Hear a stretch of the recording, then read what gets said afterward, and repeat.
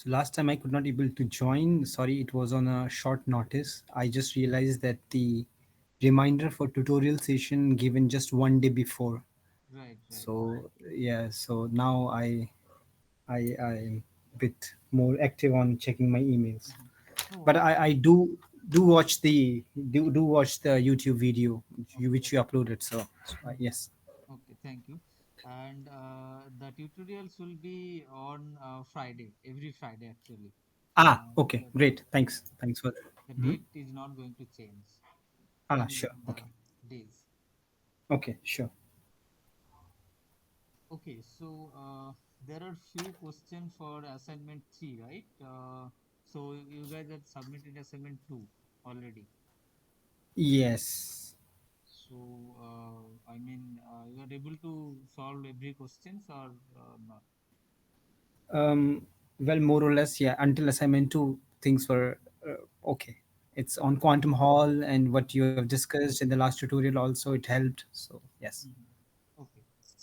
So I today also I'm going to follow the assignment 3. The problem that I'm finding is that this is fairly uh, deep research topic. Now, in the research topic, there are not really much problem that Hmm. is there in the in kind of course, there is in conventional books there is no mention of quantum Hall effect. Even if it is mentioned, it's a very preliminary idea. But Yes. most of the cases we have to go by some research papers and sometimes some lecture notes and these lectures by Professor Doshi. So Yes. I'll not fully solve any of those questions because we are instructed not to do those things, Okay. but I'll just give a hint so that Sure. things become more Sure. smooth. Sure.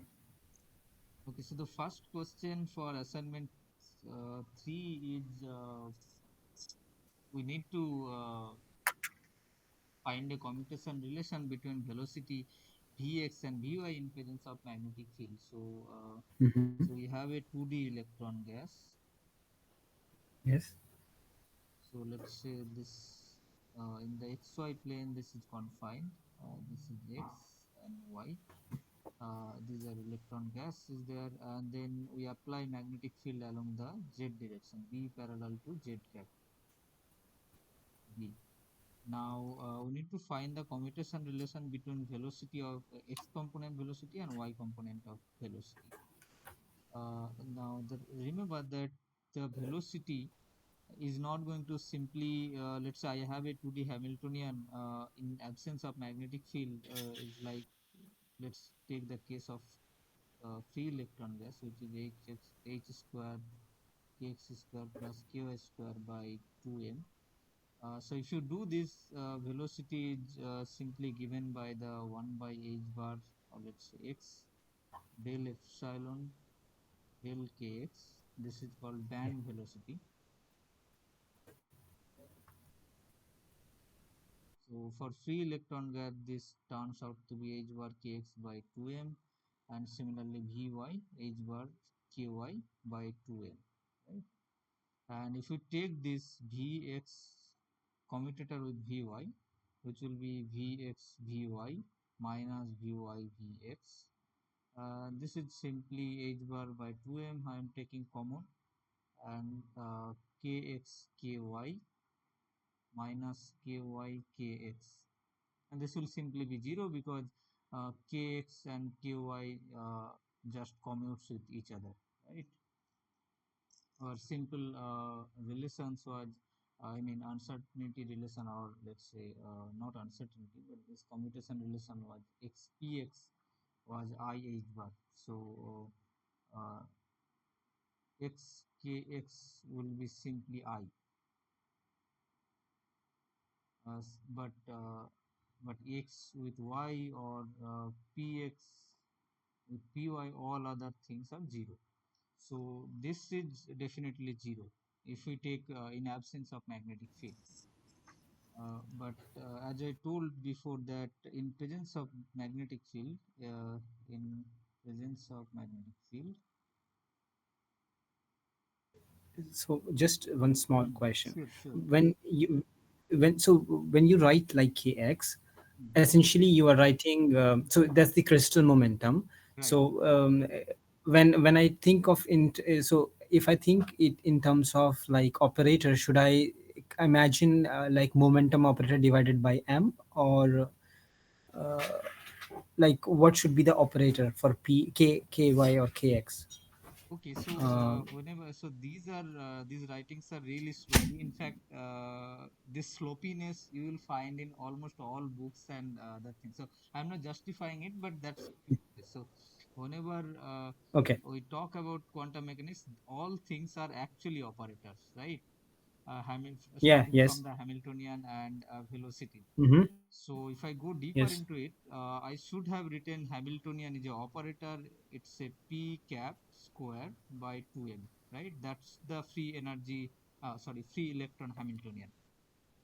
Now, yes, yes. now we usually sloppy language we always write p square, simply p square by 2m. What do we do Yes. here or assume here is that for free electrons or particles, let's say quantum particles, wave function is simply given by e to the power I p dot r, right? By h bar, I think, yeah, Yes. and some Yes. normalization constant. So when you Mm-hmm. operate these things, h cap psi, you will simply get px cap square by 2m plus py cap square by 2m, and it acts on the psi, means e to the power I px x by h bar into e to the power I py y by h bar, let's say. Now px will act on this only, because when px will act on this part, this will simply give me 0, right? Because px and py Yes. commute, basically px py commutes and px y also commutes. So whenever Yes. this operator px square acts on this part, this will simply give me uh, px, this will simply return me the eigenvalue of this, right? When you apply Mm-hmm. px on the e Yes. to the power Yes. I px x by h bar, it is Yes. simply uh, what is minus I del x e to the power I px x by h bar, right? I have written px, the explicit form of the px operator, minus I del x. Yes. Yes. Yes. So I think there is a one h bar also, right? E Hmm. del x. Huh. Yeah. Yes. Question? Yeah. So yeah. So px was like h bar k, Right, essentially. right, right. Yeah, because yeah, I was thinking in terms of, because essentially this k operator is like crystal momentum operator, and we have p, which is like okay, linear momentum operator, which we think. But like if we go to like momentum coordinate or momentum space, Hmm. k space, then k operator x. So I was trying to imagine like, but okay, I mean it's okay. I got the idea Hmm. what you want to say. Yeah. Yes. So when you act on this, you will simply get px, right? Yes. Mm-hmm. That's how we in sloppy language we write always a py square by 2m, and then just psi. So, and Hmm. so for this reason, I have written velocity as the 1 by h bar del epsilon del kx, right? In principle, I should write, if I want to have, let's say, velocity of y component, then it is essentially psi del h bar cap del ky of psi, right?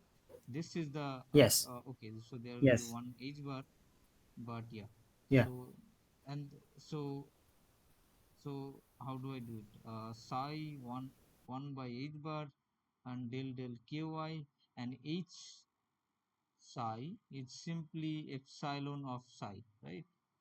So this is epsilon, which is energy, and then uh, epsilon del 1 by h bar del epsilon del ky comes out, and then psi, uh, jo, the inner product of psi and psi gives me 1. That's how we write. Okay. Okay. So now we need to find in presence of magnetic field. So whenever we give magnetic field, h of, let's say, k or p goes to h of k plus ea, and where a is the curl of a is the magnetic field. Now, for finding the Vx and Vy, basically what we can do is that Vx is simply 1 by m Px cap Py cap, and this P, so this P simply goes to P plus E a cap, or a vector, let's say, whatever. And we have to choose some a. In Landau, sorry, in Landau gauge we can choose 0, by 0. Sorry, it will be bx 0. So then curl of it will give me b along the z cap, let's say. So with this thing, then it will be px. So then vx will be px 1 by m px plus eax, and Vy will be 1 by m Py plus Eay. And you just need to find out the commutator. The commutator will not be 0 here, because you see that Ay is Bx. So here will be Bx, which will not commute with Px rather. So there will be some terms like Px and x, which is going to be minus I h bar. So that's how there will be some commutator value in presence of magnetic field, in contrast to the magnetic field free cases where we have found that this will be completely zero.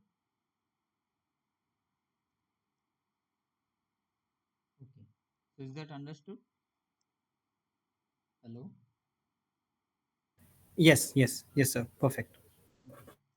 And then the second question says to form a Berry phase theory or general form of Berry phase for a Hamiltonian. Let's say uh,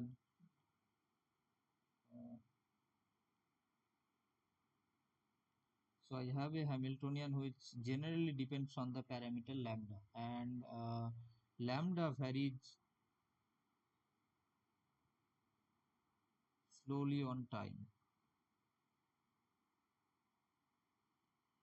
We'll find the exact expression of Berry phase for the Hamiltonian lambda, where lambda varies slowly on time, which is a parameter of Hamiltonian. But before that, I'll just briefly mention what is adiabatic theorem or adiabatic approximation, and based on that, we'll progress. Because when you say that lambda is a parameter that depends slowly on time or varies slowly on time, the immediate questions that should be asked or that comes to our mind, that how much slowly, and the answer to that question, that how much slowly it should vary, the parameter of the Hamiltonian should vary, is given by the adiabatic approximation. And the approximation is also important in a sense that when we can apply these, the whole formulation of Berry phase that we are going to do.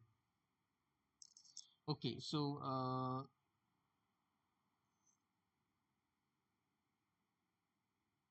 so let me write it.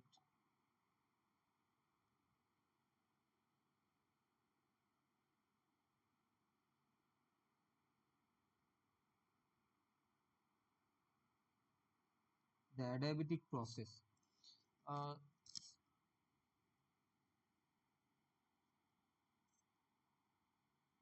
so any system which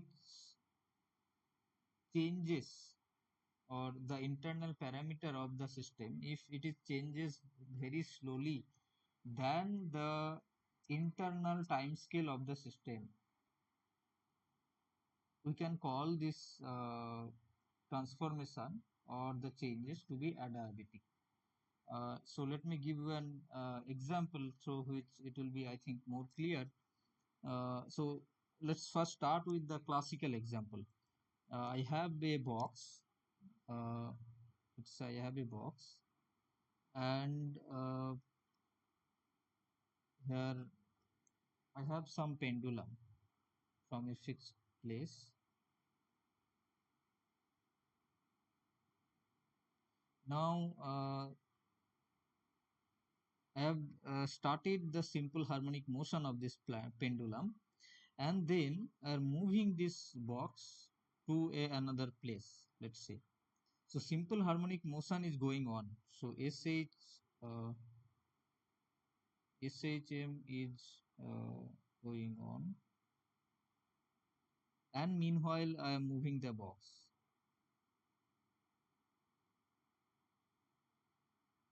Okay, so let's say this was time t0 and time some t1, and assume that the pendulums so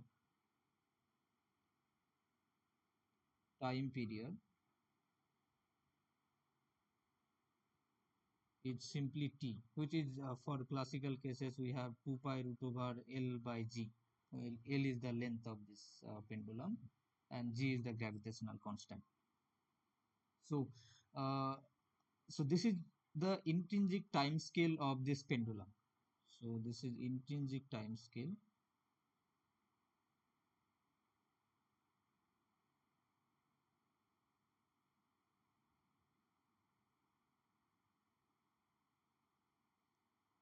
and let's say the time uh, with which I am moving this the whole frame. I am not moving the pendulum, but then this whole box I am moving from, let's say, from this place to this place. At time t0 it was initial position and t1 is my let's say final position. So the time delta t is simply t1 minus t0. Now this process, let me draw here.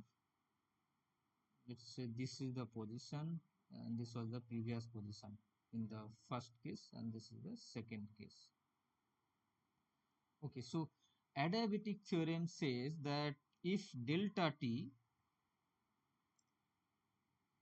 is much greater than capital T.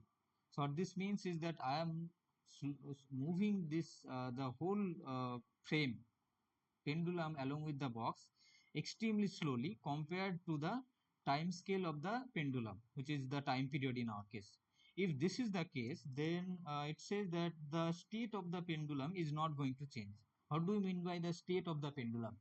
Because in quantum mechanics we always say state of the system is described by the wave function and so on, but we don't say such things in classical mechanics. So here state of the pendulum, by state of the pendulum means it was performing simple harmonic motion.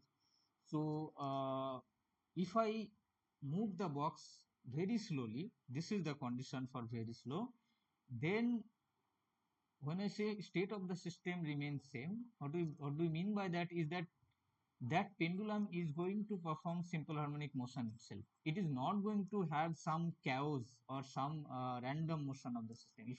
If you do the experiment and move or give enormous velocity to a pendulum, then it will not be performing simple harmonic motion. It will have some random motion of the system. But if you give some initial velocity which is sufficiently low, then it will perform simple harmonic motion. So here also, if we have very slowly moving that box, the whole frame, then simple harmonic motion is going to continue as it was. It will just be the case that the box has moved, but the pendulum state has not been changed. The pendulum was performing simple harmonic motion, is going to perform simple harmonic motion. So that's the main idea behind this adiabatic theorem. And what it said is that state of the system will remain same if you change some parameter very slowly than the intrinsic time scale of the system. I hope this was clear from a classical example. I'll give quantum example that will be more clear. But if you have any question, let me know. So yes, I mean, yeah, it was clear. Thank you. But I just need to ask, like, in terms, if I try to think in classical, like classical mechanics, Right, then because the argument, like, the time scale should be very small, so things are varying at very small time scales, then the time scales in which pendulum is moving, right, and anything which going to change depend on energy. So somehow if I have very small time scale, then I'm not able to impart much of the energy. Like I try to understand why it is the case that if I very small, like very slow, then I'm pretty sure that my system won't get perturbated. Like is there a bound? Can I can I understand in terms of some Hamilton way of, or Lagrangian or something? Okay, for classical mechanics, there are definitely some proof for this in classical books, I see. but Mm-hmm. we're not going to do that here. Instead, I can Okay, prove no the problem. quantum version of that actually, but it is pretty lengthy, so I I'm see. not Mhm. sure I should do or not. But No problem. I'll search. Hmm. I will No, search it on the internet. Thank you. so for the quantum mechanics, I suggest to read that chapter 10, the adiabatic approximation of Griffith's book. It is very fairly Sure. in a easy language. Okay. Thank you, sir. And Okay. for classical, I think that famous book by someone, I forgot that name. Goldstein. Yeah, yeah, Goldstein. Goldstein must be doing. Okay. Yes. Sure. Okay. So Thank you. this was for the classical system, that state of the system is not going to change, so it will perform simple harmonic motion and so on. So if I go to the quantum version of the problem, then I can take another example, simply the particle in a box or potential well, let's say. I have this potential which is infinity outside, and then this is the my length of the potential box, which is a. Now this is at t equal to 0, or t0 rather. Now I am slowly increasing. Okay, so this is not rigid, so I can slide this wall. This wall can be slided, and this is fixed. So I now make the box a little bit wider. So this was, let's say, maybe uh, sorry, a plus delta a. Delta a is very small, so this was, let's say, initial position, and this much I have increased the length, this one. So it was the previous position, now I have this position. And then again, I so it is at sometime t1, it is again, I can do the same, uh, something more. So a plus 2 delta a, let's say, another delta a of expansion. Now, quantum mechanically, what it says, that if I have, let's say, the particle was at ground state, so particle at t0, at t0, particle was at ground state, psi 0, and psi 0 is simply given by root 2 by a sine pi x by a. In general, we have 2 root 2 by a sine uh, n pi x by a, where n goes from 1 to 3 and so on. So on. Now, what it says is that if I is increase the width of this potential well very slowly, then my system is going to remain in this ground state itself. But what will change? The only change will happen through this. So this is at t0. At t1, it will be simply psi 0 by 2 by a plus delta a sine pi x by a plus delta a, and even at t2, psi 0 2 by a plus 2 delta a sine pi x by a plus 2 delta a. So the system adjusts itself in such a way that the ground state, the particle is still in this, in its ground state, but the as I change this parameter from a to delta a plus delta a, and a plus 2 delta a, correspondingly those parameters are getting changed in the system. That's it. The system could have gone from psi 0 to, let's say, psi 1, which is root 2 by a sine 2 pi x by a, which is completely different state from this one, right? Sorry, because if I draw the states, Then this is, let's say, psi 0. Psi 0 will simply be like this is psi 0, and then psi 1 will be something like this, right, which is completely different state. But the adiabatic theorem says that it is not going to go to psi 1, but rather it will remain as psi 0. So simply the wave function and the particle will readjust itself in such a way that it remains as psi 0. So that's the quantum version of this adiabatic theorem. Okay. Now, proof of adiabatic theorem can be done in principle, and I'll just state the formal statements. I'll completely write it. So,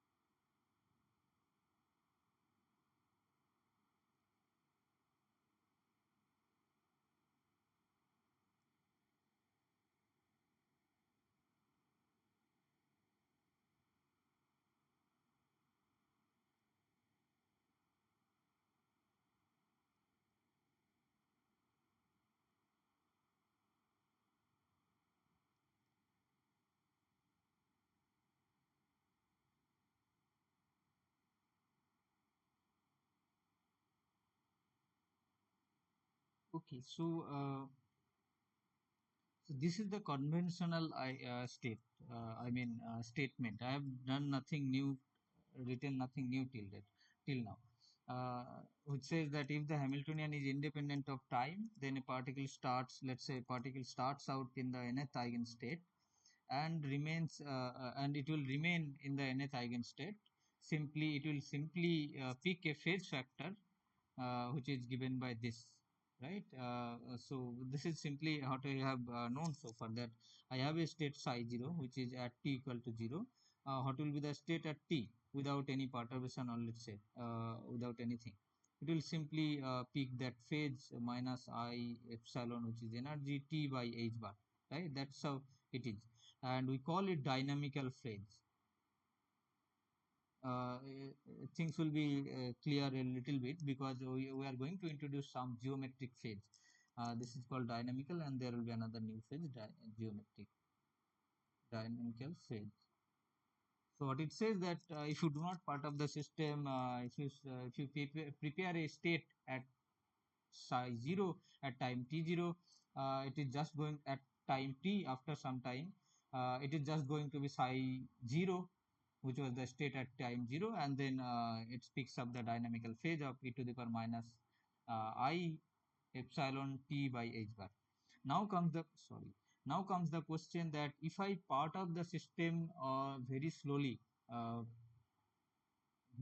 means e by h bar has a time scale, right?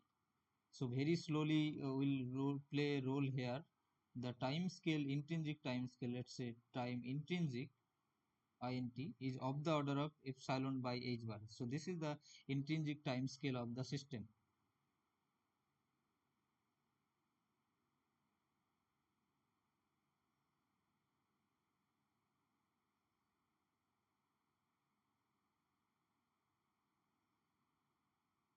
Now, if I introduce some parameter in the Hamiltonian, so initially Hamiltonian was independent of time. Now, if I introduce some parameter lambda which is dependent on time, and the variation of lambda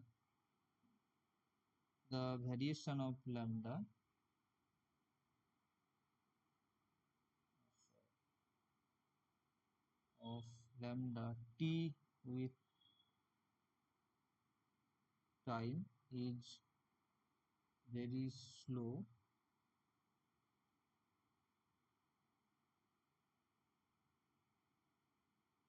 compared to the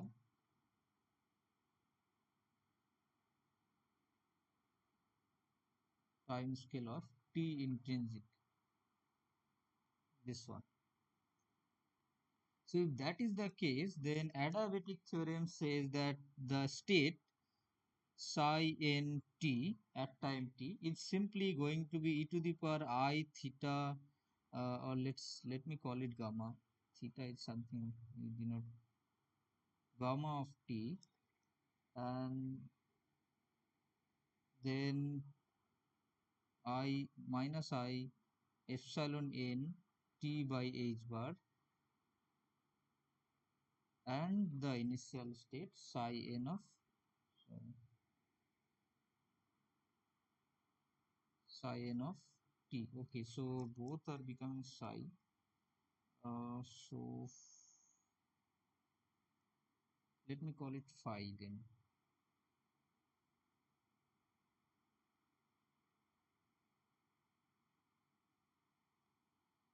Okay, so what is the difference?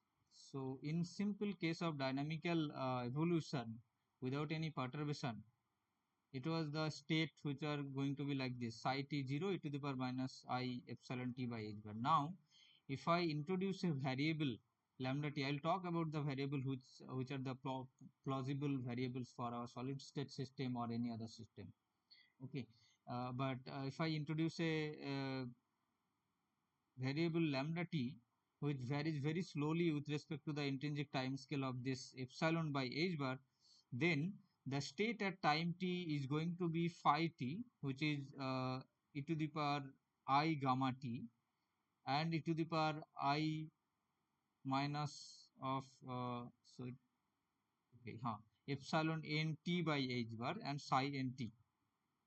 Okay, so note that state is still in nth state. So note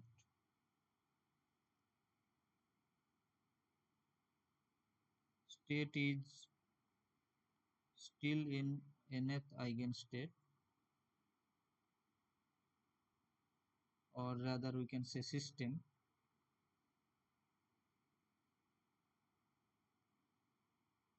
And then second point and most important point is that there is an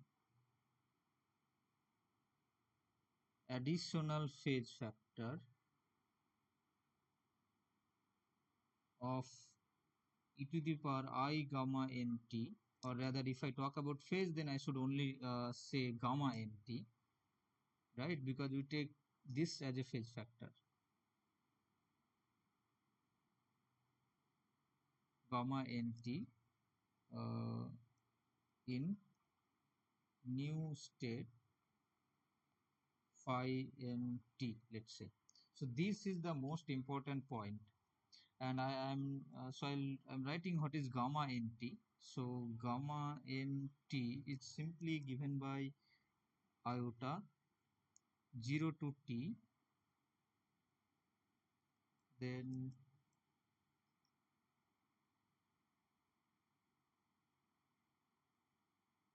psi n of t prime, let's say del t prime psi n of t prime dt prime. So we have introduced t prime just to integrate as we usually do. I mean, just to differentiate between this will be integrated up to time t and some dummy variable t prime, not a problem.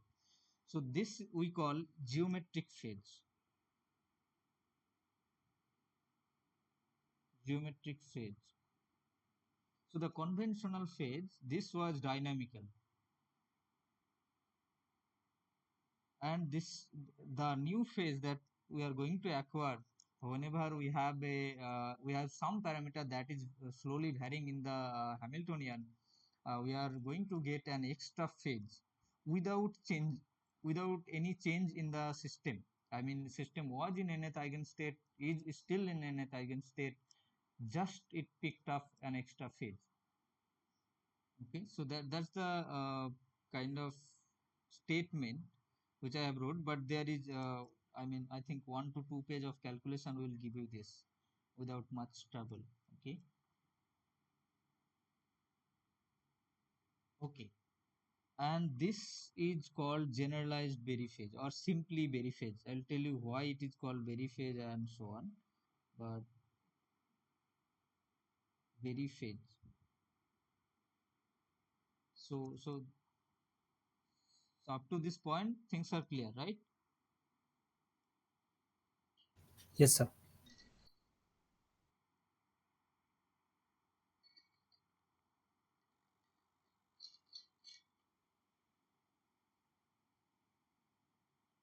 Okay. So why do we call it geometric phase? And of course, Berry phase is something other story. So we'll also tell that.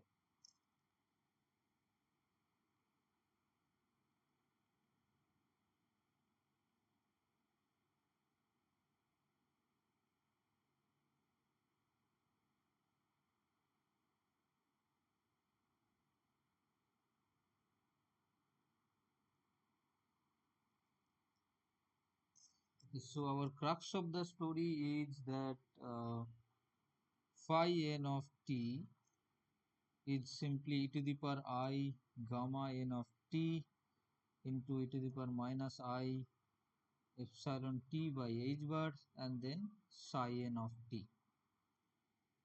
Now let's focus on this gamma n of t, which is I 0 to t psi n of t prime del t prime psi n of t prime and dt prime. Now remember that we told that Hamiltonian is going to depend on lambda along with some previous things. So let's say I am talking about some system Hamiltonian which is dependent on k solid state system, and then this Hamiltonian is going to have a k, and then lambda is another parameter which depends on time. So that's how Hamiltonian is going to change. So then Hamiltonian, in this case, Hamiltonian, the wave function was simply a function of k and of course r. And then in this case, the Hamiltonian is going to be a function of k and r. I am not writing r, uh, along with lambda t. Sorry, wave function again. So this is also wave function and this is also wave function. So if wave function now depends on both k and lambda t, in general, what we can write is that del of psi del of t, assuming that the lambda t is the only t dependent perturbation that we have given. So what will happen is that we can write, sorry, we can write it as del psi del lambda del t, right? This is simply the chain rule of partial derivative. Or we can all even write that d lambda dt. So we will simply replace this form here in equation, let's say 1. This is equation 1. So gamma nt will be simply iota 0 to time and then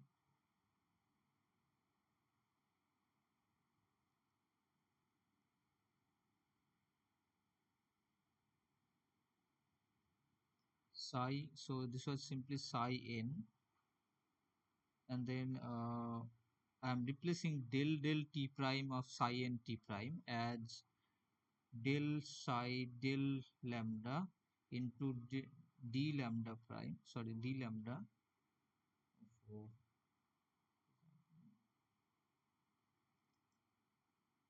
d lambda dt prime. Now what we can write is that I 0 to t psi n del psi, okay, so all are psi n, del psi n del lambda, and then I'm just taking out this del lambda d lambda dt prime and dt prime,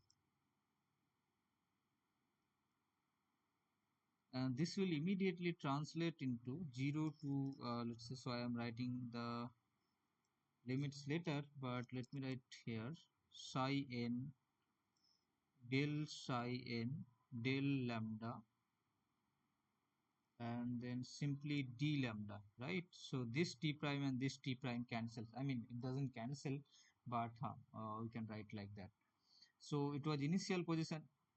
Oh, oh, disturbing. So initial position was 0, and we assume that at time equal to 0 lambda was simply let's say lambda 0, and at time t in our case we can even think that lambda was simply 0, because initially it was no perturbation. But for a general case we can think like lambda was some constant lambda 0, right? And at time t equal to t, lambda goes to, let's say, lambda final, let's say, or let me make it initial, lambda initial. So the limits will be lambda initial to lambda final.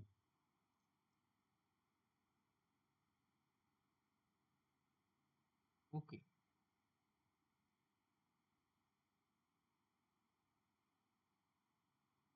And here we have assumed that there was only one parameter which was introduced in the Hamiltonian, lambda. But in principle or in general, we can think of that Hamiltonian was simply introduced like k lambda 1 of t, lambda 2 of t, and so on, right?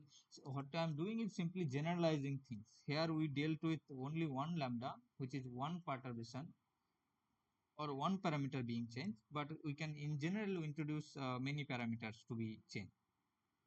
So the only thing that is going to change is that this part del psi del t is now going to be del psi del t. Again I will apply the chain rule of partial derivative, simply going to be del psi del lambda 1 d lambda 1 dt plus del psi del lambda 2 d lambda 2 dt, and so on, right? Let me assume that there was n number of parameters, n number of time dependent parameters.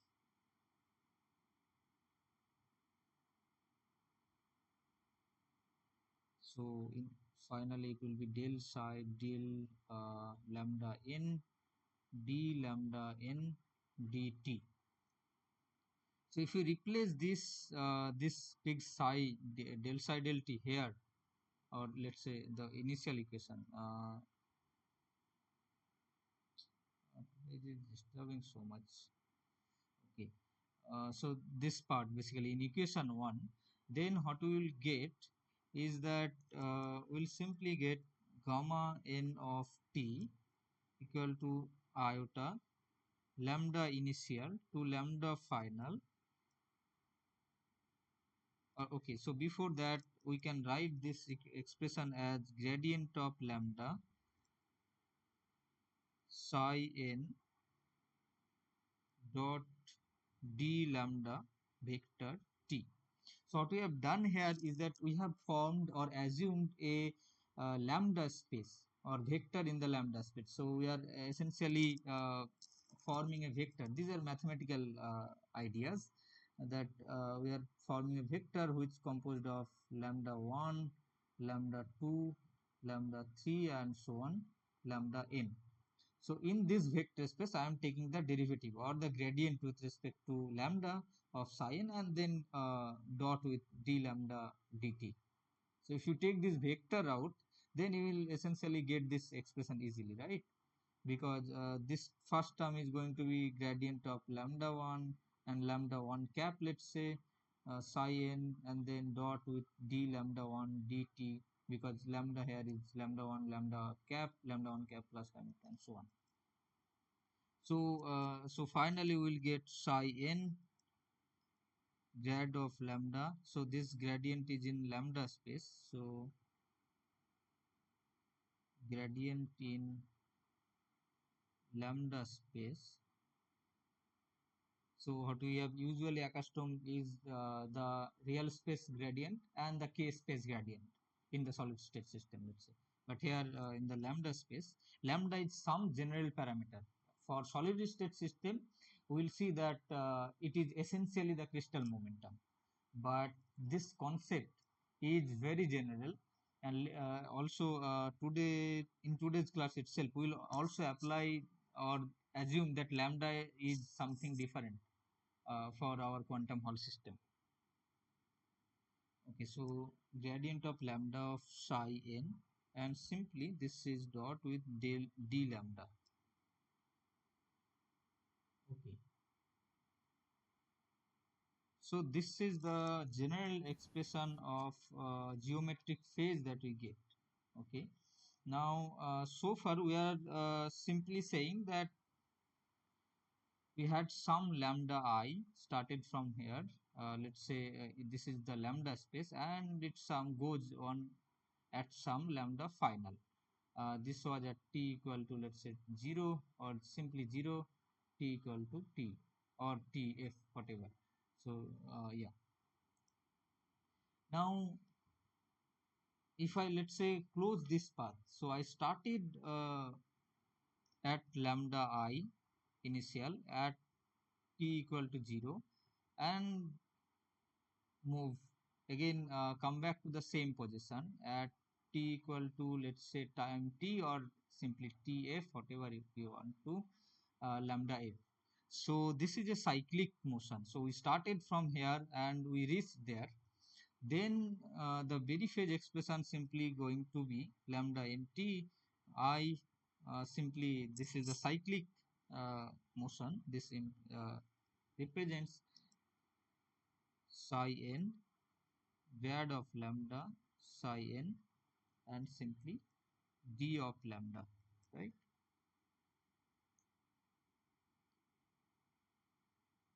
Okay, so uh, so Berry phase translates into the line integral around a closed loop in the parameter space, right? So this essentially means that line integral of psi in the parent line integral of psi around a closed loop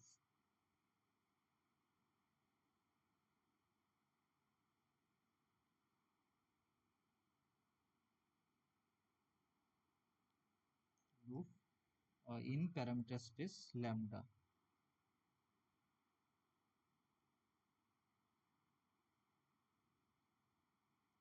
Okay,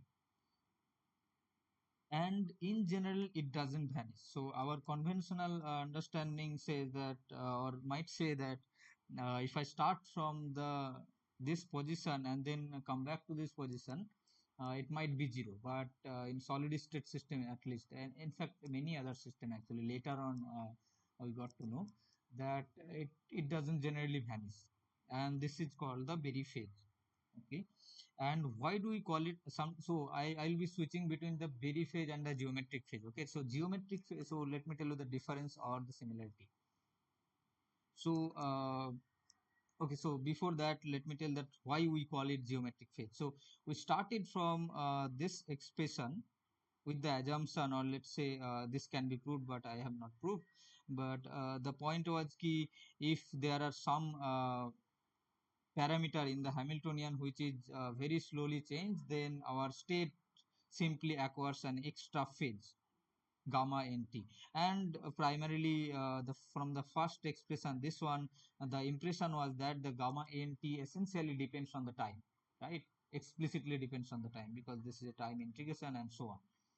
Now later on, with little bit of algebra, what we have proved is that gamma nt doesn't necessarily explicitly depends on time, but rather more implicitly, or the more importantly, it depends on how the state psi evolutes on the parameter space of lambda, because this is simply the evolution of wave function or psi n in the parameter space lambda, because we are taking the gradient of it, right?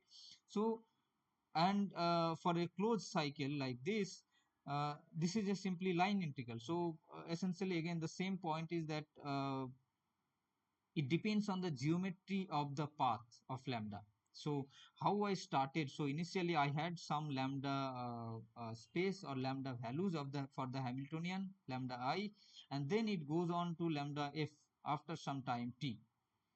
So how the parameter in the parameter space, the wave function traces its path. That's the main point here, because in this expression you do not find anything time, right? Time is implicit in the lambda because lambda was changing from initial to final, and this phase factor is explicitly depends on this path, or path will be something like this and so on. And that's why we call it geometric phase, because it depends on the geometry of the parameter space, not really explicitly on the time. And this was also the reason we told we were calling this phase as the dynamical phase, which is explicitly dependent on the time. Okay, so I hope this is clear, right? Why we call it geometric phase. Any questions? Yes, yes. Okay. So in solid state system, it turns out that the geometric phase and the Berry phase will often call it, or often say it synonymously, because so that, so the reason I'm going to tell later, I mean after a while, but for a long time people thought that this geometric phase is not going to do anything in the system, because end of the day it is a phase. And from quantum mechanics 1 we have seen, or we have read that the phase factor doesn't really matter much in the quantum mechanics. Why? Because most of the cases we are interested in the probability density, how the particle behaves, or what is the probability of finding a particle after certain time at a certain place and so on.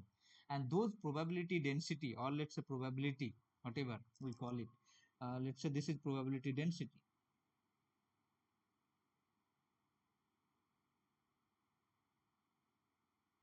is simply psi square, right? Mod psi square. And how do we get it mod psi square? Psi star. So if you do this, then if you have e to the power gamma n t, e to the power, I am writing only, okay, so let me write complete, minus epsilon n t by h bar and psi 0, let's say. And then for psi star you will get e to the power minus I gamma n t and e to the power plus I epsilon n t by h bar psi 0 star, right? So so essentially the phase factor cancels and you get psi 0 star. So again, mod psi square, right? So this was the reason for a long time people used to think that this phase factor is not going to give me anything very interesting, or it is not going to affect the dynamics of the particle in a great way. And it was kind of neglected for a long time, but the concept was geometric phase and so on was there for quite old time, from quite old time. Now in 19 around 1985 or so, Professor Michael Berry first I mean shown its importance, that it is not necessarily uh, unimportant always, but it can be important in many cases, especially in solid state system. In other systems also, people started realizing the importance of it, especially in photonics and so on. But in solid state system, the first importance was sort of given by shown by Professor Michael Berry. So this is the reason we, at least solid state people, kind of being becoming synonymous with geometrical phase and Berry phase. Okay. So Just a quick question, yeah, if I can sure, ask. sure, sure. No, no, Uh, you can always ask question. when we are discussing about this geometric phase, Hmm. and we talked about like, okay, so the internal geometry on which are is the parameter space. Right. So like I was trying so like when we come to topology, do we say that this parameter space have some topological manifold structure, like it's a sphere or a is that's important, and that's why it's called geometrical Yeah, yeah. In or fact, am I that is going the no. So in fact, those ah, all of those things are very important. So topology and hmm, the geometrical phase and its relation are very. There is a very deep connection with it, and so there are a lot of mathematical abstract ideas regarding the geometry and topology of a system. All of those fundamental things are there actually, especially in mathematics, but I see. Hmm. in physics also people also does. So there is definitely I a see. relation between topology, geometry, and this Berry phase and so on. And if you just go a bit up on the slides which you where you wrote the like a bit up on the last page, so when yeah, there just so when actually after you have this deep psi dt, which is deep Hmm. psi d lambda dt, Right. and you took this d lambda upon dt prime outside. So I mean this for me maybe No, I'm not okay, no, ignorant, but I think see, no, okay. So what is happening is that again our ignorance, okay, ignorance in a sense that yes, uh, okay. So what is really happening? So when I say psi, so let me go, yeah. So here also. So let's say I had psi n of t and then del t of psi n t, right? That was the case dt and some integration yes, 0 to yes, pi yes, gamma n t.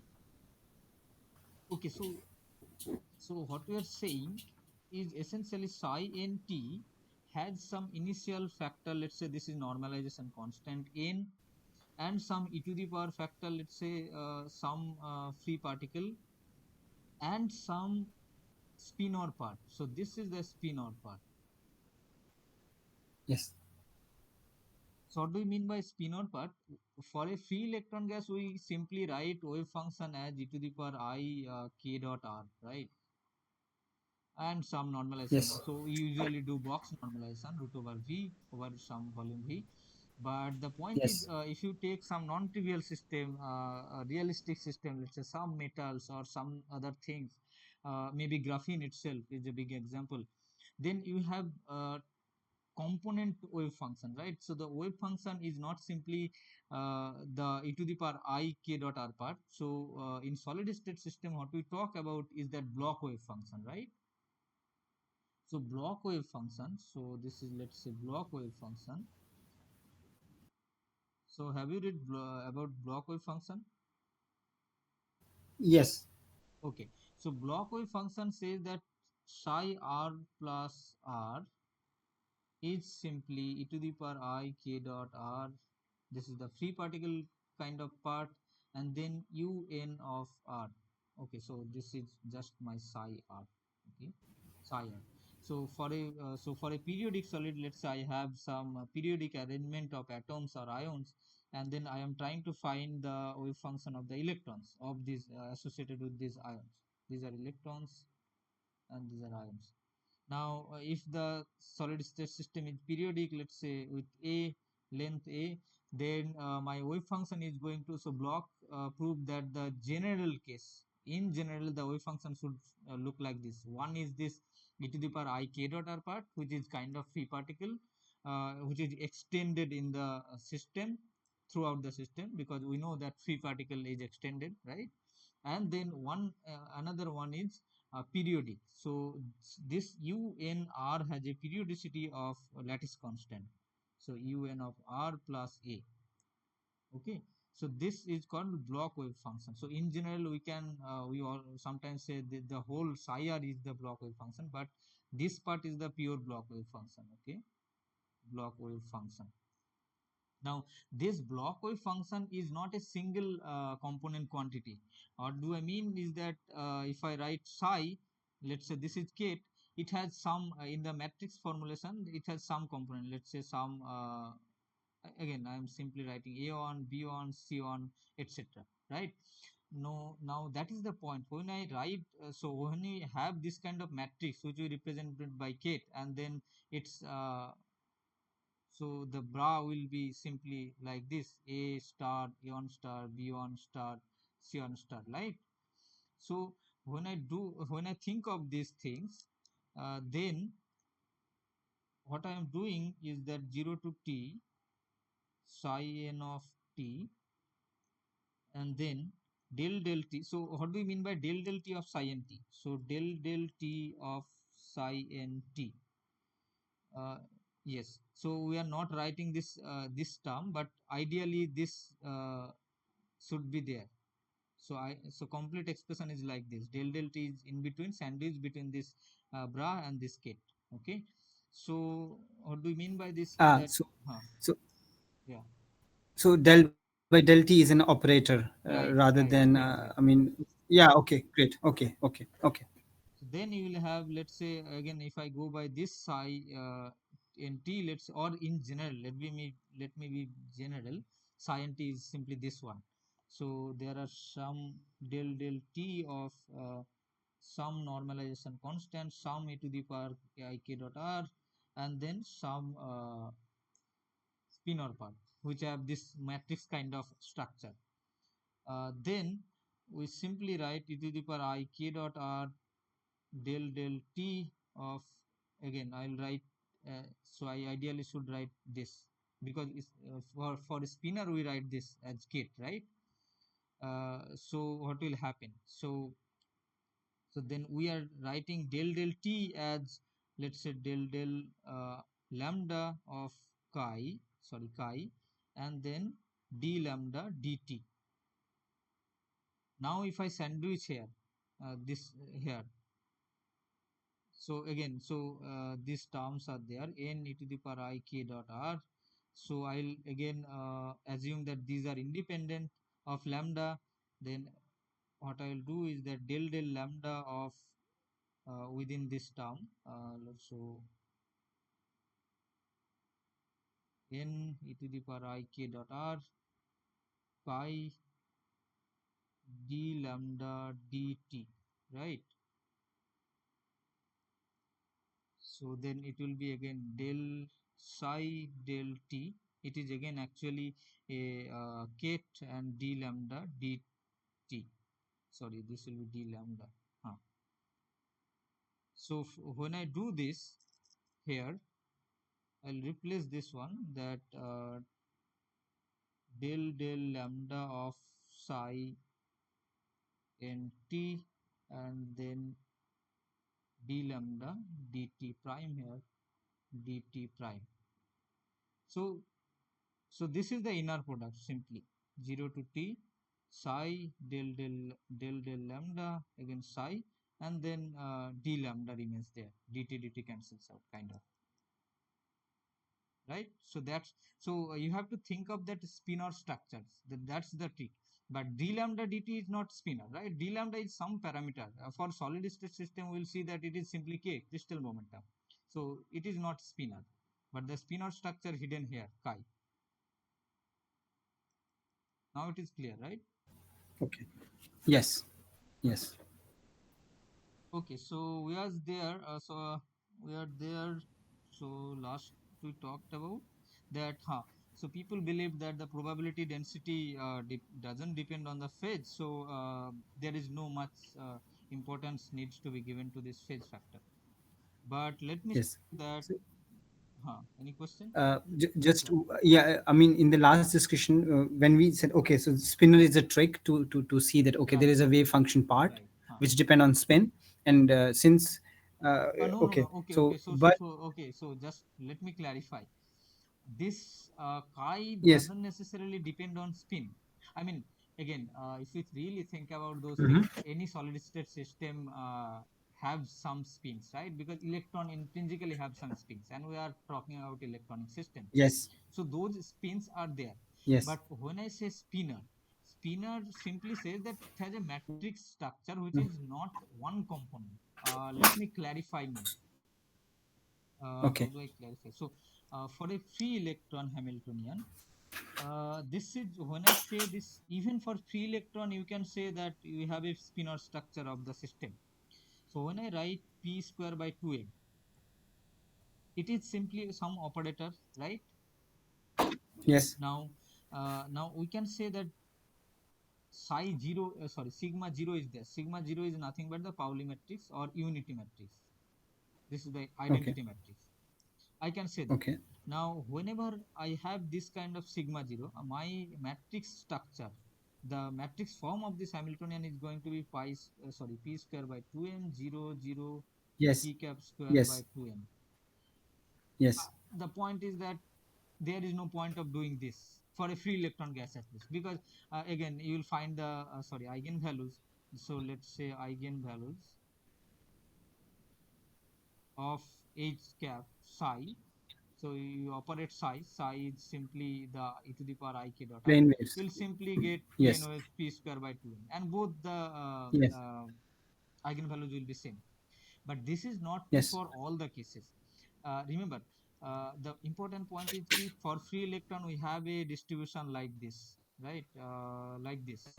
It should be a perfect parabola, but anyway. So this is energy. Let's say only kx I am talking about. So this is kx. So this is a perfect parabola. And for free electron, Yes. uh, uh, we should think really it as a spin component I have included, right? So spin information included, because even if you think of a free particle, that free particle has its intrinsic spin. It can be spin up and spin down. But for a free particle without any spin orbit coupling and so on, that up so the energy for the spin up particle and the energy for the spin down particle is exactly same. That's the physical way of seeing that there are two eigenvalues of this Hamiltonian and both are same. The spin up and spin down have the same energy, so they are bound to be same, right? Now Yes. there are systems, in fact almost all the systems, where we have lot of other energy scales. So I do not know, I have told you about the band theory. No, I have not told. But in the band theory, we do these kind of things that uh, so how many bands can be there in a system? So suppose I have a solid block of, let's assume 3D block, right? There are numerous atoms of the order of 10 to the power 23, and in that atom, let's say if I think about the hydrogen atom, let's say so hydrogen atom, although there is no hydrogen atom block, there cannot be because hydrogen is very active. So this is the, let's say, nucleus of hydrogen, and this is only one electron is there, right? And that electron resides in the s which we call orbital, right? Yes. And then similarly we can have carbon some so carbon have six, right? So 1s2 2s2 2p2, I think that's the structure. So Yes. so then we have 1s, so this is 1s2 two electrons. Let me draw some here. So this is the nucleus for carbon, and this is 1s. So some two electron, 2s, again some two electron, and then p, uh, 2 electron, again some 2 electron, 2p. Okay.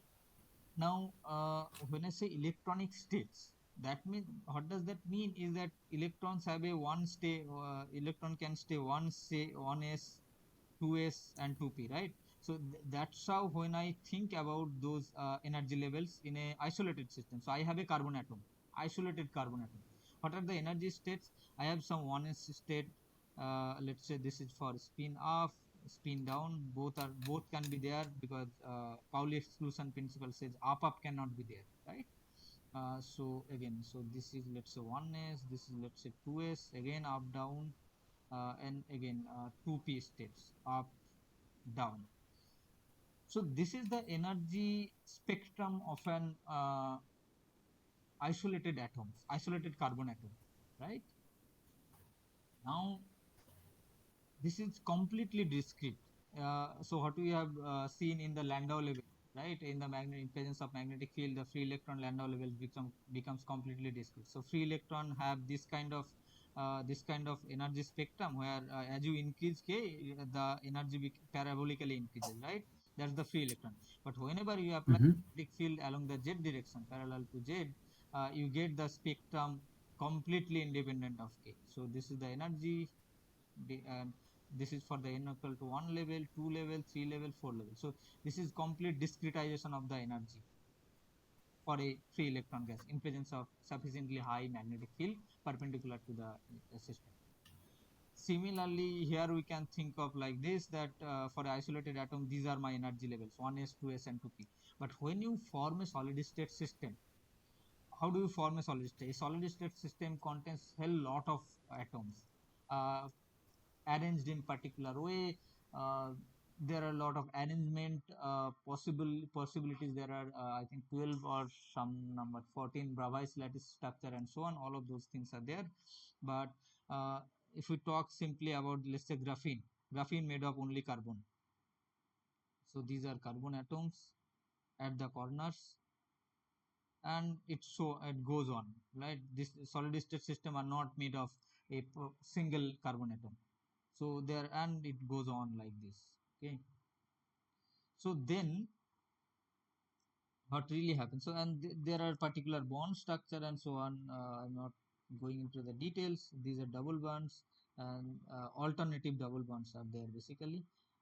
Yeah. So, oh, okay. Very yeah, so that's how it goes. Now so whenever lot of atoms are there, so lot of energy levels are there. So I'm telling you from a very naive way. Okay, there are lot of discussions in between I'm hiding. But let's say I have 10 to the power 23 order of carbon atoms in a let's say graphene is a 2D material, okay, made of this type of structure, hexagonal carbon structure. So there are a lot of honest states that overlaps, right? Because all carbon have 1s electrons, 2 electrons in the honest state, and then all carbon will have some 2s electrons in the carbons of the carbons, 2p electrons in the carbons. It turns out that it doesn't really, in the solid state system, when it forms graphene, let's say graphene, it doesn't remain like 1s, 2s, 2p. What it forms is the molecular orbitals. So one s remains as 1s, and 2s and 2p combines and gives 1sp2 orbitals, and pz remains as it is. It is kind of as an remains as an individual identity, entity. So so this type of orbital formation is there in the solid state carbon system, which one form is definitely graphene. There are other forms as well, but yeah. So then these discrete bands actually converts into some form of band width. Okay, so this was, so for a isolated carbon atom, this was absolutely a thin line. Only one energy line was there, and electron can decide at that particular energy 1s, 2s, or 2p, or either all of those other energy levels. So in between this, it is not allowed. Similarly, we talked about here also in the Landau level case, right? So, but when the carbon forms graphene or graphite, anything, then there is a formation of bands, let's say. What do you mean by bands? So, if I talk about graphite, then simply in the first class also I probably drawn it something like this. Sorry, it should have been symmetric, but this energy level should be same actually. So this is some fixed energy level, and similarly reflection will be there from here actually. Okay, so this is energy, and this is, let's say, k direction. So what you see here, this should touch actually. So what you see here, that this band, this is, let's say, the first band, this band has energy, allowed energy from this energy to this energy, right? Initially only in the carbon there was only discrete energy levels, but whenever you Yes. bring lot of carbons to form graphene or graphite, let's say, there are, so this much energy levels are allowed, and then again this much energy levels are allowed. So from this discrete levels it comes into the band. This this up to this energy, the electron can reside anywhere in this energy range. Okay, when I say anywhere in this energy range, initially 1s का energy जितना होगा उतने में ही रह सकता था. Now this is not the case. So Yes. so that is the main point So here. Huh. yeah, thanks for mentioning about this. So this is like you essentially talked about the essentials of the band theory, like Right. how from a single Hmm. discrete atoms we come up with the bands. Right. But yeah, you started by explaining about spinners. So where does the spinners Ah, come, right, like right. So I am because coming to that. Huh. yeah, Now the yeah, Hamiltonian. So how do we get the energy bands? Right, in the solid state system, we form actually Hamiltonian. Each system has its own Hamiltonian. Now remember the simple mathematical thing, that I have a matrix of, let's say, 2 by 2. How many eigenvalues can I get? At max 2 by 2. Sorry, 2, right? So if yes, my system has, let's say, two bands, again going by the simplest logic, graphene. If my system has two bands, then its Hamiltonian's eigenvalues are basically energies of the graphene. So yes, so if I have two bands in the graphene, then its graphene's Hamiltonian also must be 2 by 2, right? 2 by 2 matrix, right? yes, So if it is 2 yes, by 2 matrix, then what will be its wave function? A 2 by 2, 1 by 2, sorry, 2 by 1, right? 2 by 1, 2 row and 1 column. So it yeah, a should be a, vector, yes, right? Because what do we get? H of psi is simply yes, energy and psi. So this is 2 by side, 2, let's say 2 yes, by 2, and it goes on from 2 by 1, and some energy it gives, and then it is again 2 by 1. So this 2 yes, cancel out, 2 by 1 remains here, yeah, and 2 by 1 remains here. mm-hmm. So consistent.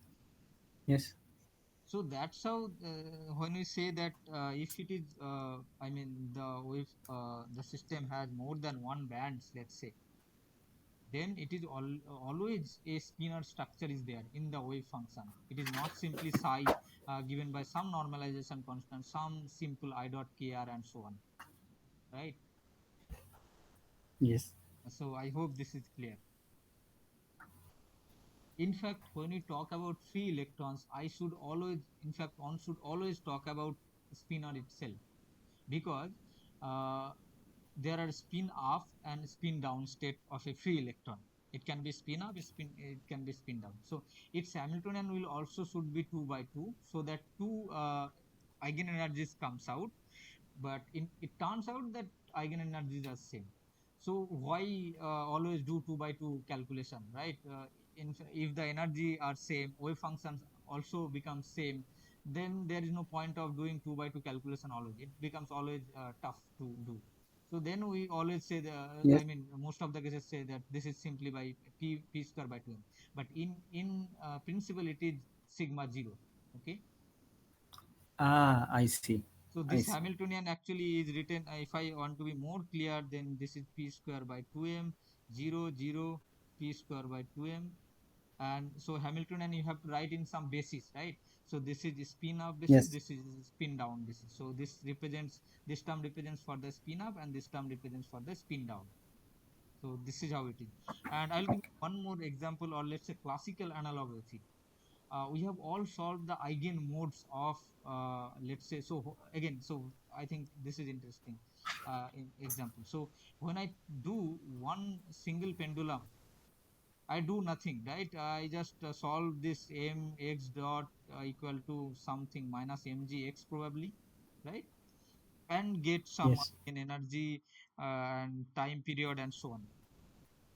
But whenever we add another, let's say pendulum, or let's say a pendulum, a spring, and then pendulum, sorry, some mass m1, and then spring m2, or even we can think of like this. This is one pendulum. This is, sorry, this is one pendulum, and this is another pendulum, and they are related by some spring constant k, let's say m2. So whenever you solve this frequency, you did eigenmode equation, solve the eigenmode equation, you got two eigenvalues or frequencies, omega 1 and omega 2, right? One will be in phase. So in phase, let's say in phase, which will be like, if m1 goes like this, along this direction, m2 will go along this direction itself, and out of phase. So if m1 goes along this, then m2 will go in opposite direction, right? So these are eigenmodes of pendulum, coupled pendulum, we say,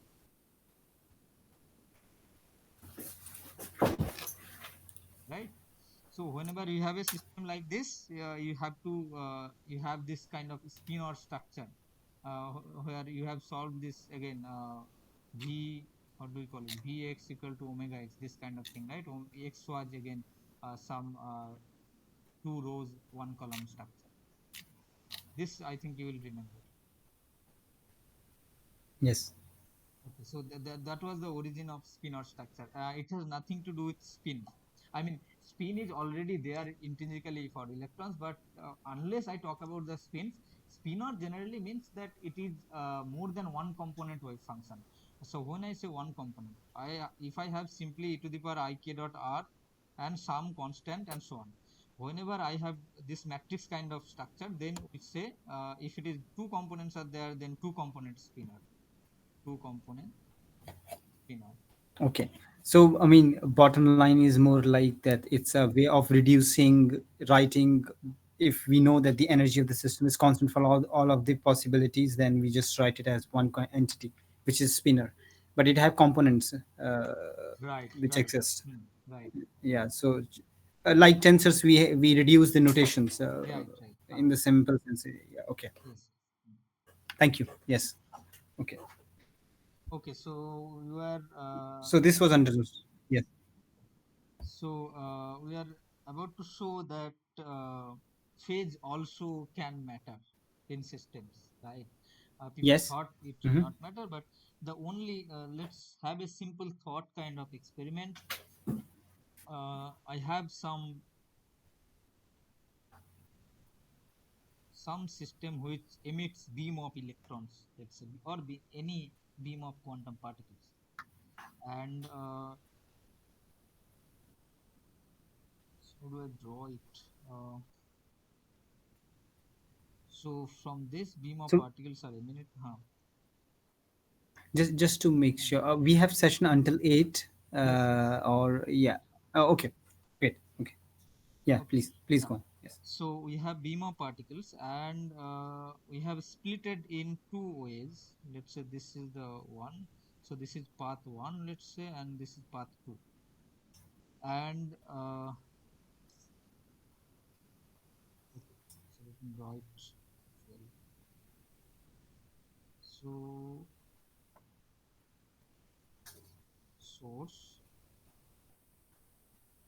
and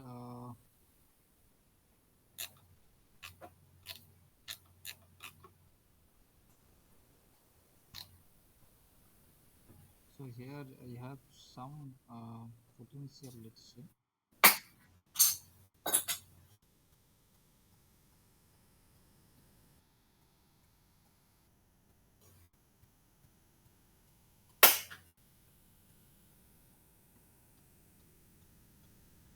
and they are meeting at some point. Draw it this way. Some collector.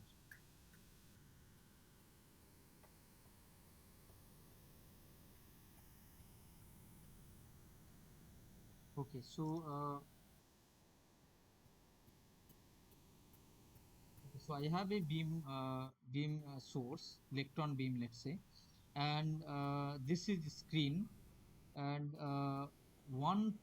for one beam, the electron experiences in some potential, adiabatically changing potential. Let's adiabatically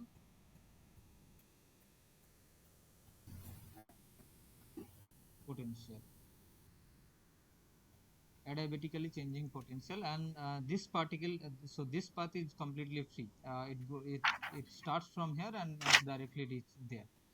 So what we can observe, or what we can say, is that, so we are trying to see what happens at this psi, at the collector. So we emitted psi 0, some initial state. So for this second path, this is, let's say, second path, and this is, let's say, first path. So for second path, we have psi 0 uh, by 2, let's say. 2 is just conventional, nothing else. I cannot write 2, nothing matters. But we are trying to have the wave function at this collector. So wave function is going to superimpose here, and since in the path 1 there is some adiabatically changing potential, from our previous discussion we can kind of infer that there will be some kind of psi 0 by 2, I mean psi 0 by 2, and then it will peak an extra phase of gamma, let's say, because of this potential. Okay, so that's what we have seen, that if I change some parameter in the of the Hamiltonians, then it will pick some geometric field. So here whenever electron passes through this area, then there is some change in the system, so that electrons acquire some extra phase. Now here at the collector they are going to superimpose. So so Just we want, one small thing. yeah. Does potential also can induce some phase difference? No, so Because when I we can imagine of magnetic field doing it. hmm, For example, we have interferometers where we have like Mach Zehnder or something. We send one beam of electrons hmm, hmm. to in along the path where there is a Arnav-Bohm phase in between, and No, it picks up a actually, phase and then interfere. actually, we are trying, Yes. we are saying kind of Arnav Bose phase things, but without mentioning it. Ah, okay, Okay, sure.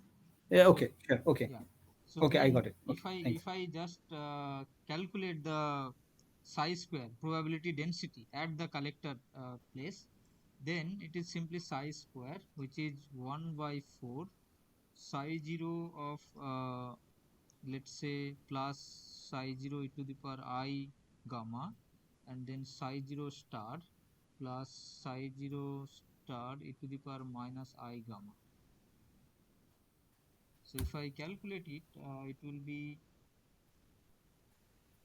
psi 0 square by 2, and then 1 plus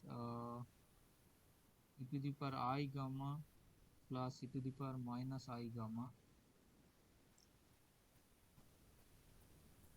Oh, sorry, here will be 4 and there will be 2, because one will be psi 0 square from this term and this term, and then another psi Yes, 0 yes. square from this Mm-hmm. term. So this Yes. will simply be mod psi 0 square uh, by 2, 1 plus cos gamma, which you can write as Yes. psi 0 square cos square gamma by 2, right? This term. So, Yes. so again, so depending on the interference being interfering means the overlap between of the wave functions at this collector place, if it is becomes, sorry, if it becomes constructive, then we'll have some psi square value, and then if it becomes destructive, then we'll have 0, right? So the Mm-hmm. it is going to be destroyed. So, and Yes. when it will be constructive and when it will be destructive, that can also be easily inferred from this cos square gamma by 2. So if gamma is pi, then Yes. it will be destructive, and then any even integer of pi, let's say, it will be constructive. So from Yes. this simple thought, or just two line calculation, we can say that even if it So even if we thought that geometric phase is not going to matter, but it starts matter just from the simple expression. So that's the kind of main idea behind this geometric phase and the Berry phase. And in solid state system, oftentimes we talk about those electrons whenever we let's say we apply electric field or magnetic field, and then the wave function changes accordingly, phase changes accordingly, and those phases plays very important role in many phenomena, let's say even this quantum hall effect, and then later on we'll briefly touch upon the anomalous hall effect and so on, which again due to the geometric phase of the system. That was the main idea behind this geometric phase, and kind of it completes the uh, formulation of Berry phase for a Hamiltonian. Okay. Okay. So there Yes. are many other questions. I think I do not know. We have half an hour. So there are last. So let's discuss all of the questions as much as I can. Uh, so another question was there that discuss the effect of electronic spin on the Landau level corresponding to a 2D electron gas. I think this was quite well answered. I mean, explained by Basu. So I'm Yes. skipping that. And there Mm-hmm. was another question in addition. Okay. And another question was there ki, so far we talked about only not in this class but previous class we only talk about some 2D electron gas is there, and then we are applying magnetic field along the z direction, let's say, right? So what will Yes. happen if you also apply electric field in some in plane direction, right? So and then Mm-hmm. so in last class I think we talked about that. uh,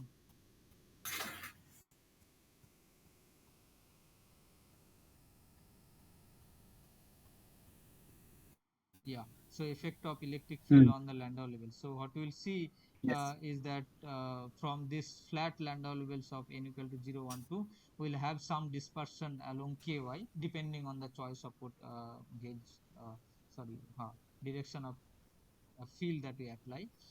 These are going to be slanted, so it will have some dispersion of along the electric field, and this is also physically intuitive, because whenever you we applied magnetic field, then electrons were performing, let's say, cyclotron motion, complete cyclotron motion, because Mm-hmm. our magnetic field was sufficiently high, apart from the edges where there is a skipping orbits kind of. So if I have Mm-hmm. this kind of thing, then there are skipping orbits due to these electrons not able to perform complete cyclotron motions. This something like this.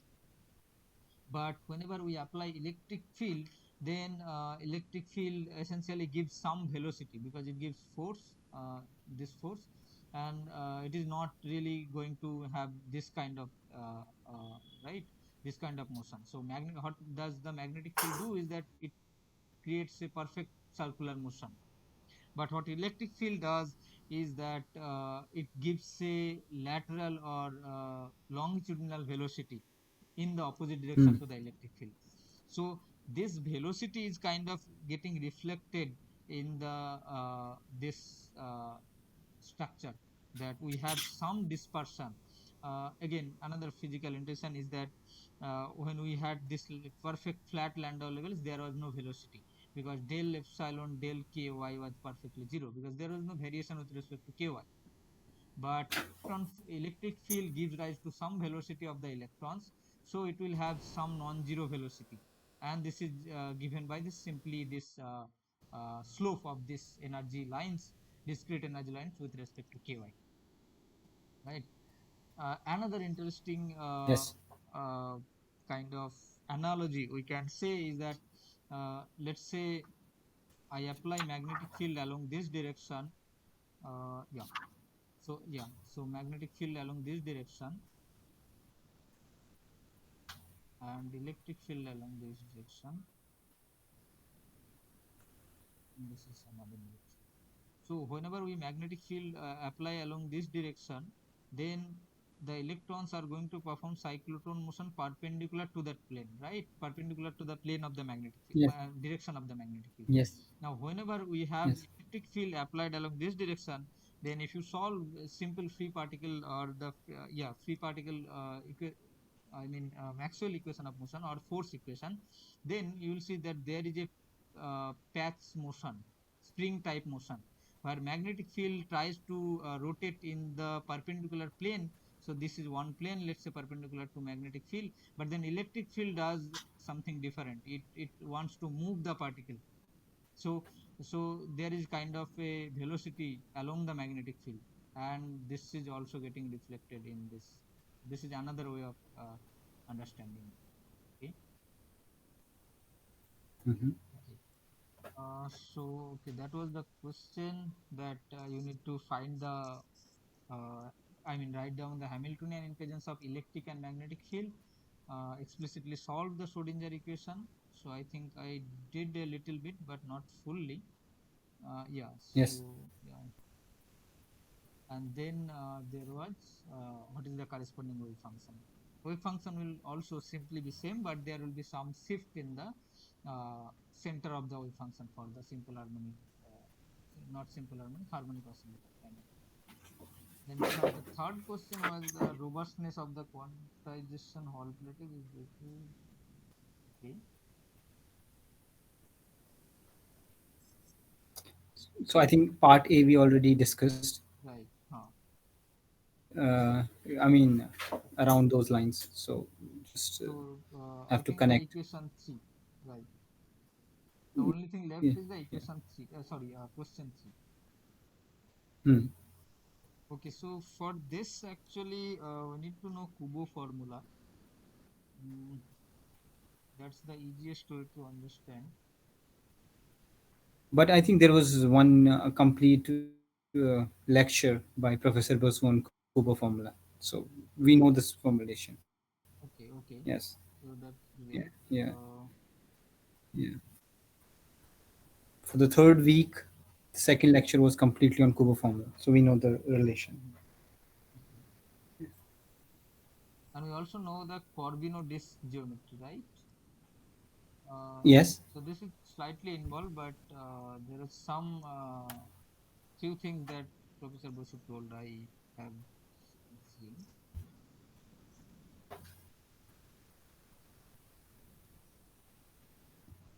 Let's see. Uh,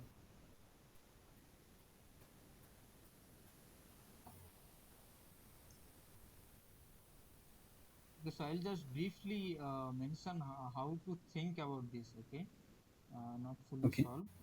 So our Kubo formula was, I think, given by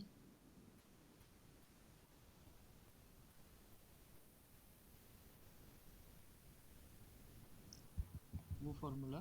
Sigma xy was simply I h bar by Lx Ly, and sum over n not equal to 0. 0 is the ground state. 0 jy. Jy is the current operator along y direction. N n jx, again current operator along x direction, minus the opposite,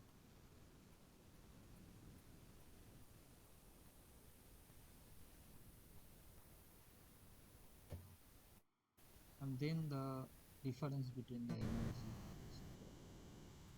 So this was the Kubo formula for Hall conductivity, and this sum over n is over all the excited states other than the ground state.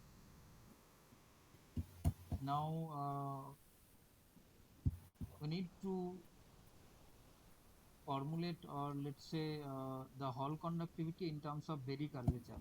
When I say Berry curvature, it is kind of generalized Berry curvature and generalized Berry connection that we'll see. Okay, so one thing I already missed, that I stopped at Berry phase, let's say. Yes.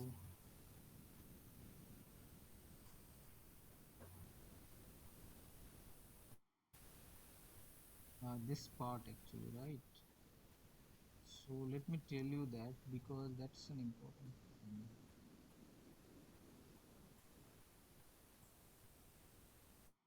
So my Berry phase is given by simply gamma n of t equal to iota integration over lambda, and then psi n grad of lambda, let's say, sorry, psi n, and then dot d lambda, right?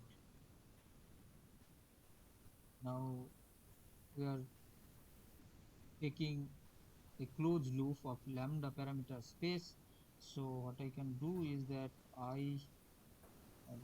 rather psi n I gradient of lambda psi n dot d lambda,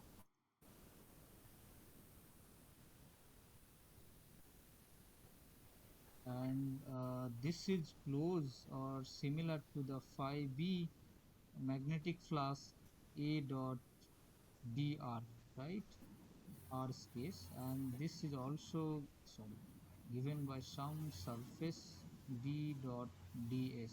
I think I'm right here, huh? So I have some space, uh, and then we have some closed loop, and then there is magnetic field. So how do we calculate the magnetic flux? So this is the magnetic flux, right? Magnetic flux is simply the magnetic field and the area of the system, let's say S. So we choose elemental length, and let's say this is elemental area ds. So this is the conventional formula, that phi b magnetic flux is simply given by b dot ds integrated over this whole surface. So that means how much magnetic field and the amount of area. So yeah, so that's the conventional way, and we can also express this magnetic flux as a dot dr, where a is the conventional vector potential. So this gradient is in real space, right? So we also can express this as a dot dr. So similarly, if you see this gamma n, sorry, uh, if you see this gamma n and see this flux, you see very similar expression is there here also, right? So this is on the lambda space, and there is some quantity dot d lambda. D lambda again was the boundary of the lambda, how the lambda parameter traces from starting to end. And this is also like that, we started from r and then goes on like this, or goes on like this, and ended from the same place to cover the whole surface, this surface. So by analogy of this Yes. very magnetic flux, we call this Berry phase as kind of flux of the Berry curvature. Things will be clear later, but we call it this term in analogy with this A as the Berry connection. I am using different notation, but sometimes people also use A as the Berry connection also, but R as the Berry connection,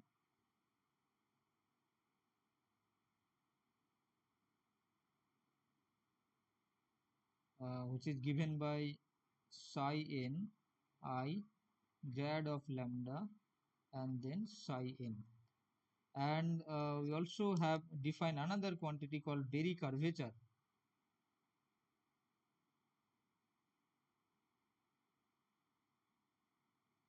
which we define by curl of R.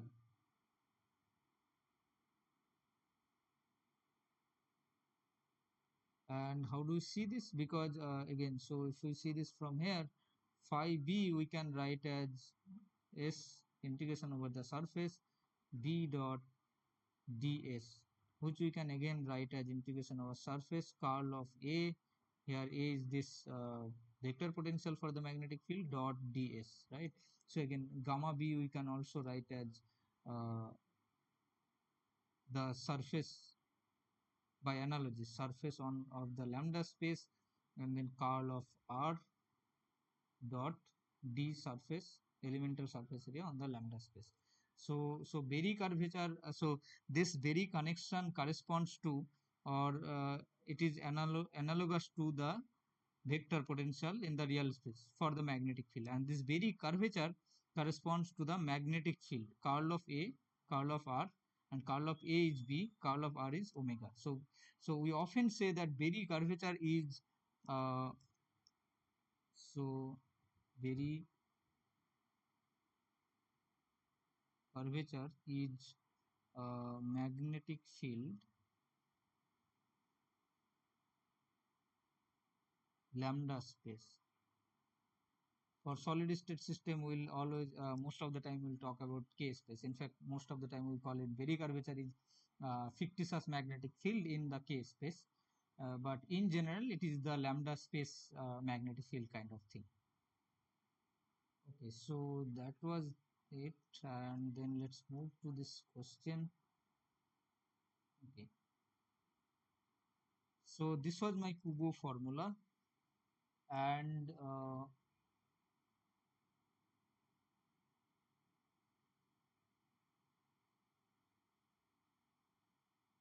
okay.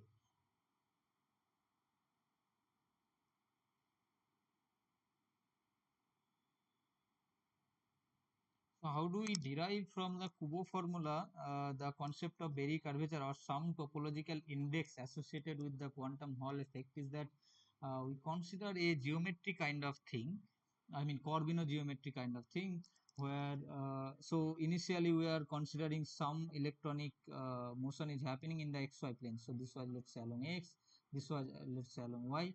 So what we are doing is that this was x equal to 0, this was x equal to lx, let's say, and this was y equal to 0 and y equal to ly, let's say. So we are bringing this 0 to lx and 0 to ly at the same uh, so we are basically, it is very difficult to explain in lecture also, but there is a torus kind of structure that we can form. So we have a plane, let's say, rectangular shape of sheet, any let's say page, and then we try to do so the x axis will basically merge these two ends of x axis, and then also will also match the connect the perpendicular axis also. Then we'll get something torus like structure where we'll have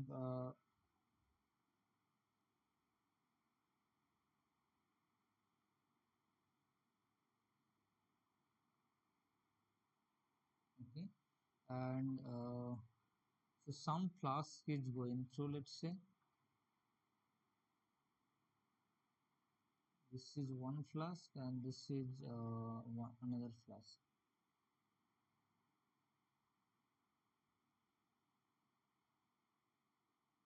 Okay, and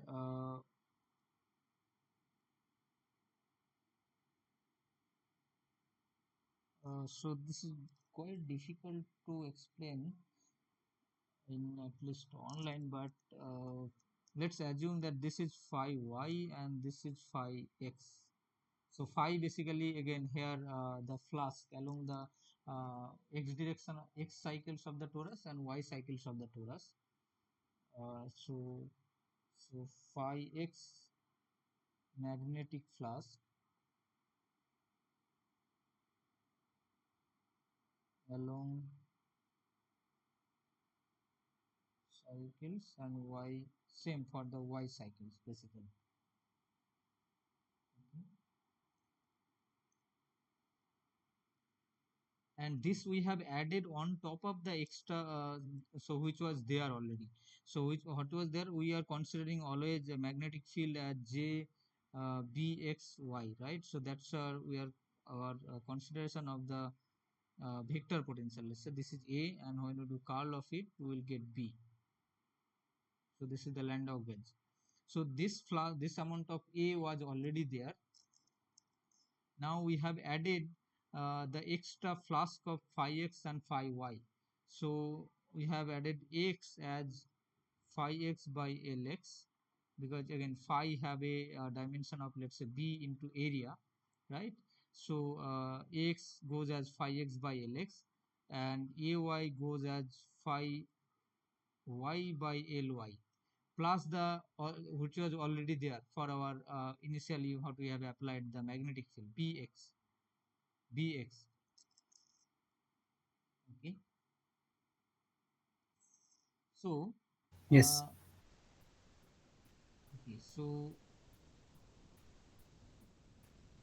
when we derive this Kubo formula, so I'm assuming Mm-hmm. most of the things, then we have assumed that there is some kind of perturbation that is happening or that is there in the Hamiltonian, which we can write as uh, j dot a, right? We wrote at so this term can come j dot a,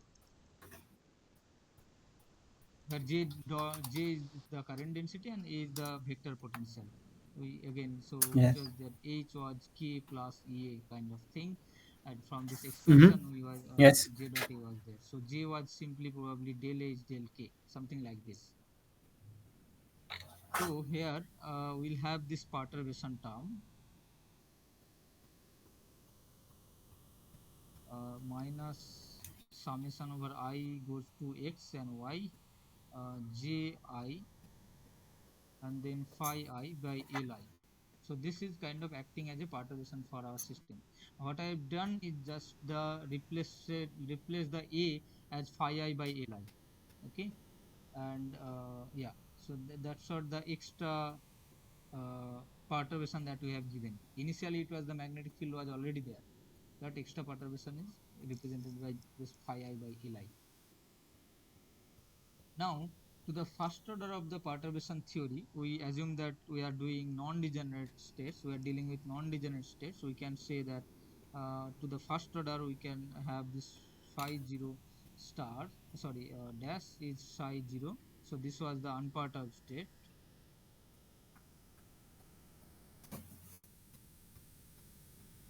Is given by simply n not equal to 0, 0, yeah, n not equal to 0, simply n delta h, and this psi 0 by en minus e0 and then n.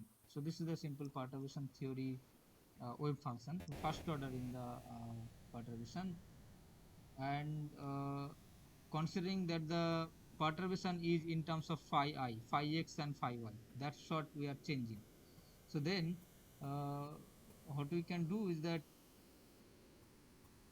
assuming that let's say we are changing the phi I infinitesimal. So basically we are trying to basically give a comparison of initially we thought that lambda is the parameter which we adiabatically change and see very phase.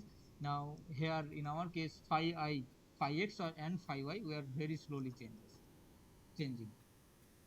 So this we can write as psi 0 plus n not equal to 0, n delta h we again write as minus sum over I goes to x and y, j I phi I by li psi 0 by E n minus E0. So at that, when we talked about very phase, we did del psi del lambda, but in this case, perturbation is given by phi I. So we'll do del psi 0 prime del phi I.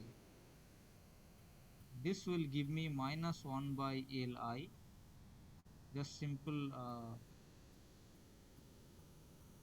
derivative Ji psi 0 and then simply uh, En minus E0 n.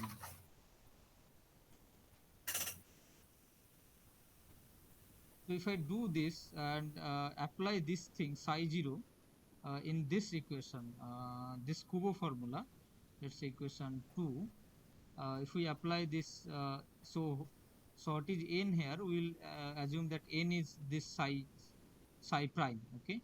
This psi prime is the n, and psi 0 was definitely the previous state. Then if you do so, basically we'll replace this thing in equation 2 here. Then we'll get sigma xy is simply I h bar lx ly n not equal to 0 psi 0 jy. Okay, so I am writing the previous equation and then n jx psi 0 psi 0 jx n uh, n jy psi 0 en minus e0 square. And when I use this expression, and its conjugate, complex conjugate, then I can get I h bar, sorry,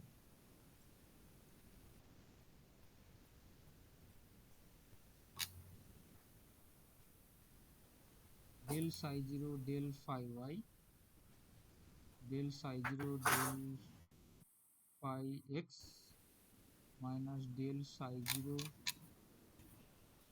del phi x del psi 0 del phi y.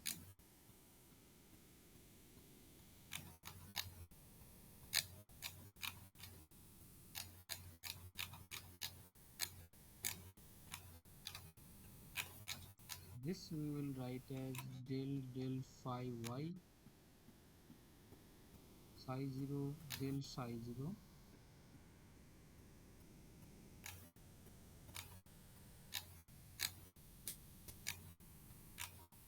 psi 0 del psi 0 del psi y.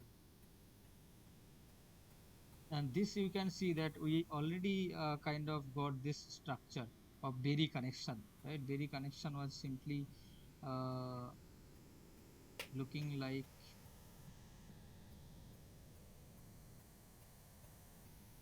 what is it?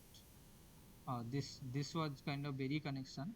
So you already got this Berry connection type of thing, uh, similar looking, similar structure of Berry connection type thing, right? And Yes. so if you do this,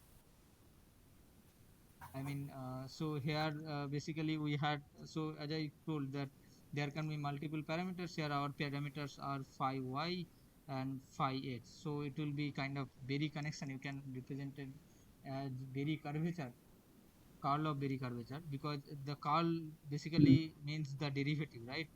So this will Yes. kind of Berry connection R, and this derivative is going to play. Uh, the whole thing is going to be kind of Berry curvature thing. So then you can actually write it as, I'm I just mean, showing. it looks like a component of a cross product. Right, right. So Curl, seems like curl. so seems like as you mentioned, magnetic field analogous is the Right. very connection. Ah. Maybe it's very connection in yeah. So Mm, finally, you will actually get sigma xy. You will get minus e square by h bar. Remember this thing, e square by h bar we already got. F xy, yes. where f xy will be del ax. I am writing r, del theta y. I am telling what is theta. Del ry del theta x, which will be minus I del theta y psi 0 del psi 0 del theta x minus del theta x psi 0 del psi 0 theta y. And what is this theta, x or y? The theta, basically we have expressed the wave, sorry, flask as in terms of phi 0, which is flux quanta, 2 pi phi I, or x or y, by phi 0. Phi 0 is basically the flux quanta. So we have just Yes. parameterized it, nothing else. Okay. Hmm. So this Hmm. is the formula for Hall conductivity from the Kuo formula, and Fx is kind of the Berry curvature.